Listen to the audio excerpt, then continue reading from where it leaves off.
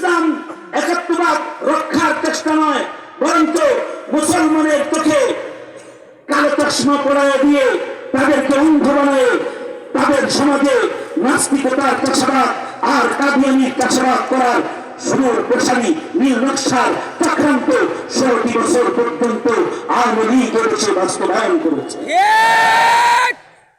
আল্লাহ শুকর, এদেশের আলেমরা তারা জেল খেটেছে, শাপলা চত্বরে রক্ত দিয়েছে, রাজপথে তারা লড়েছে, তারা জেলখানার পৃথিবীতে চোখের পানি ফেলে ফেলে মহান আল্লাহর কাছে দোয়া করেছে।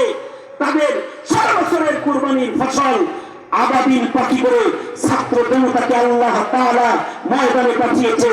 আব্রাহার চাইতে নিকৃষ্ট কায়দায় হাসিনা ও তার দোসররা দেশ ছেড়ে পলায়ন করে পালিয়েছে। আমি যখন বঙ্গভবনে যাই, গণভবনের পাশ দিয়ে যখন যাই গাড়ি, আর গণভবনের বেহাল দশা যখন নজর করে তাকায় দেখি, তখন আমার চিন্তা হয় কল্পনার জগতে অনেক কিছু ভাসতে থাকে। কারণ গণভবনের পাশ দিয়ে যখন যাই তখন দেখি গণভবনের চতুর্দিকের ডবল গাঁথনির ইটকে ছাত্র জনতা খুলে ফেলেছে।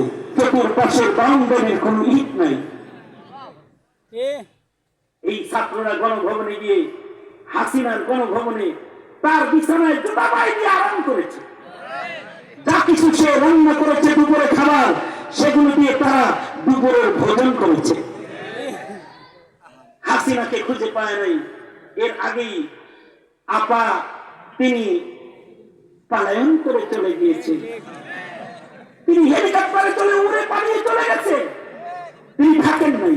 ধন্যবাদ জানাই আপাকে যে আপা স্বাধীনতার পর থেকে পৃথিবীর কোন দেশের ইতিহাস এমনকি আমরা শুনি নাই যে রাষ্ট্রপ্রধান এইভাবে উড়ে পালায় গেছে। আপনি একটা দৃষ্টান্ত পেশ করেছেন দেশের মাটিতে, জমিনের উপরে, যে জালিমের বিদায় কিরকম হয় আপনি পেশ করেছেন। ধন্যবাদ জানাই আপনাকে। তবে গণভবনের দেয়ালগুলো যখন দেখি তখন মনে হয় আপা যদি পালায়া না যায়, কোন কারণে যদি গণভবনে সাহস করে হিম্মত করে বসে থাকতো, তাইলে ছাত্র জনতা কি করতো এটা আমার কল্পনায় আসে। যে এই ছাত্র জনতা গণভবনের চতুর্দিকের ইটগুলো যেমন তুলে ফেলেছে, তুলে নিয়েছে, খুলে নিয়েছে। হাসিনা তোমাকে বসা পাইলে তোমার গায়ের চামড়া তুলে ফেলতো। শুভবুদ্ধি উদয় হয়েছে তোমার যে তুমি পলায়ন করে চলে গেছ।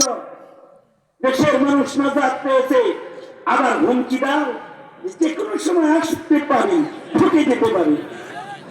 ধন্যবাদ জানাই বাংলাদেশের বর্তমান প্রধান উপদেষ্টাকে, ধন্যবাদ জানাই তিনি এদেশের সকল রাজনৈতিক দলকে ডেকে একসাথে বসিয়ে নিজের মতকে পেশ করেছে এবং ভারতকে বৃদ্ধাঙ্গুলি প্রদর্শন করেছে।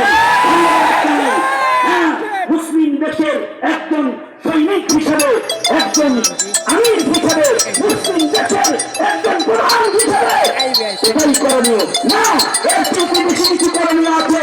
তাহলে এই মুসলমানের মাটিতে কোন হিন্দুত্ববাদের চাষাবাদের স্বপ্ন দেখা ওই আদর্শভ্রষ্ট নেত্রী যে পালন করেছে তার কোন জায়গা তেমন এই দেশে হিন্দুত্ববাদ চাষাবাদের চেষ্টা করলে মূল থেকে গাছ থেকে উপড়ে ফেলে দিল্লি পাঠায়